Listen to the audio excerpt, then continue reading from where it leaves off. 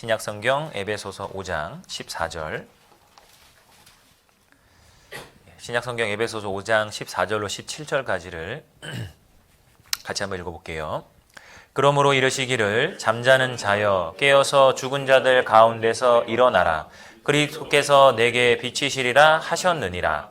그런즉 너희가 어떻게 행할 것을 자세히 주의하여 지혜 없는 자같이 말고 오직 지혜 있는 자같이 하여 세월을 아끼라. 때가 악하니라. 그러므로 어리석은 자가 되지 말고 오직 주의 뜻이 무엇인가 이해하라. 우리가 성경을 읽을 때 이게 어렵고 묵상이 안 되는 가장 첫 번째 이유는 이 성경의 기록이 고어체로 되어 있기 때문이에요. 즉 우리가 현대 시대의 한글이 아니라 1950년대의 한글로 번역된 글을 읽다 보니까 물론 그게 주는 장점이 있어요. 뭔가 약간 홀리홀리한 느낌이 있어요. 그렇죠? 뭔가 가라사대 하면 뭔가 왠지 그냥 하나님 말씀 같고 그런 홀리홀리한 느낌은 있지만 그것이 주는 단점은 뭐냐면 묵상을 할 수가 없다라는 거예요. 그냥 그 글 그대로 남겨놓으면.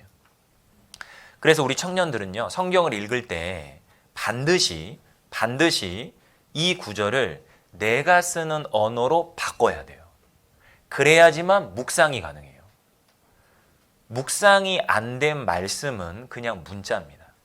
자, 문자는 나를 바꿀 수가 없어요. 말씀이 바꾸죠. 하나님의 말씀은 단순한 텍스트가 아니라 이것이 나의 삶과 경험을 통해 해석이 된 거예요. 해석이 됐다라는 건 내 개인의 생각과 경험이 들어간 거죠. 그래서 내 말씀이 되는 겁니다.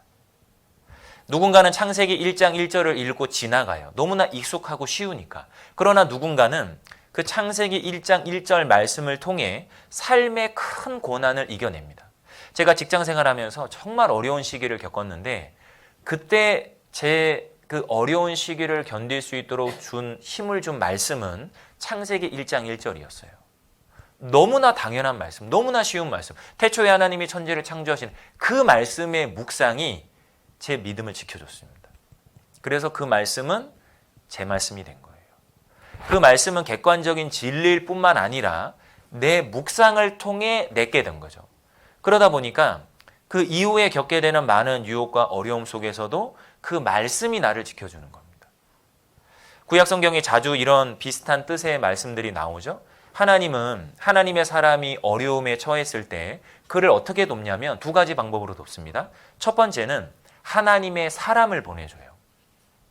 내가 힘들고 어려울 때 형제자매들이 나에게 하는 기도, 나에게 보낸 문자, 나에게 한 전화 혹은 나에게 찾아온 신방이 절대로 인간적인 의지라고만 생각하면 안 돼요. 왜요?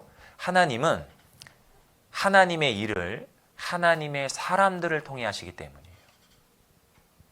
그래서 우리가 형제자매들이 나에게 혹 쓴소리를 할 수 있어요. 그렇죠?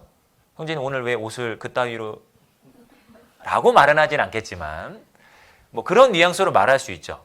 예? 나에게 좀 쓴소리를 할 수 있잖아요. 자매님 오늘 화장 안 했어요? 나는 풀 메이크업을 했는데 나는 힘껏 힘을 줘서 화장을 하고 왔는데 화장 좀 하고 오세요. 그러면 마음 상하잖아요. 그렇죠?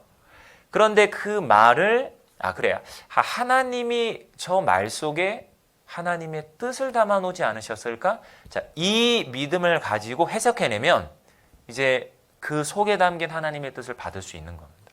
다윗도 자신의 아들에게 왕권을 찬탈당하고 도망갈 때 그 시므이라는 사람이 막 다윗을 저주하잖아요. 그때 다윗의 장군들이 명령만 내리시면 단칼에 시므이를 죽이겠습니다 합니다. 그러니까 다윗의 말 한마디면 자신을 저주하는 이스라엘의 왕을 저주하는 사람을 죽일 수 있어요. 명분도 있고 능력도 있어요. 자, 그런데 다윗은 그렇게 하지 않습니다. 그러면서 다윗이 뭐라고 하죠? 혹 하나님이 저를 통해 나를 책망하시는 거일 수도 있다. 그 이유 때문에 죽이지 않아요. 그 다윗의 믿음이 다윗의 잃어버린 왕권을 다시 돌아오게 합니다. 우리가 생각할 때 아주 단순한 믿음이죠. 누군가 나에게 한 쓴소리 속에 하나님의 거룩한 뜻이 담겨있지 않을까? 혹은 청년회와 교회가 결정한 나는 그걸 원하지 않는데 그걸 결정을 했어요. 그럼 나는 어떤 면에서 순종하고 복종해야 되죠?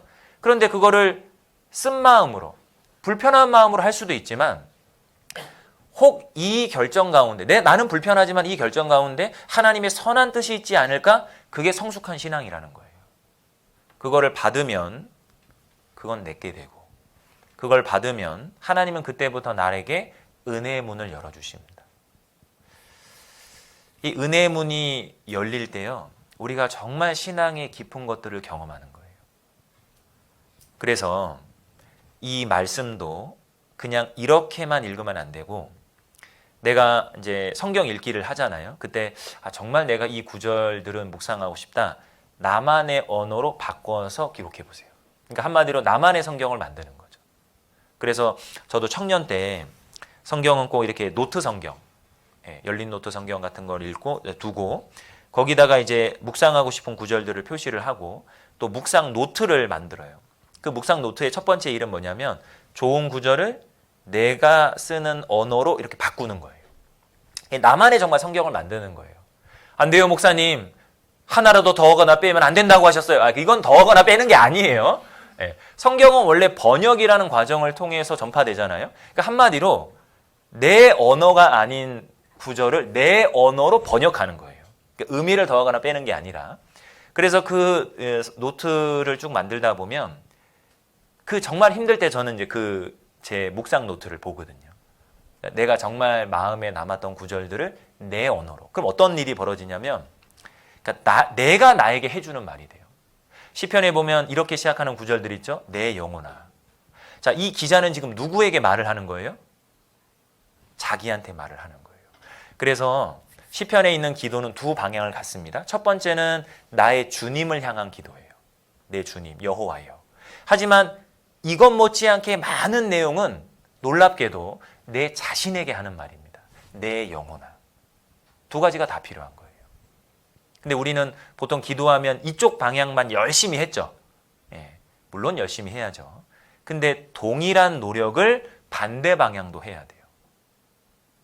이걸 통해서 내 영혼의 상태도 확인해 볼 수 있고 또 묵상한 말씀을 내 영혼에게 힘을 줄 수도 있다는 겁니다. 그래서 꼭 그거를 해봤으면 좋겠습니다.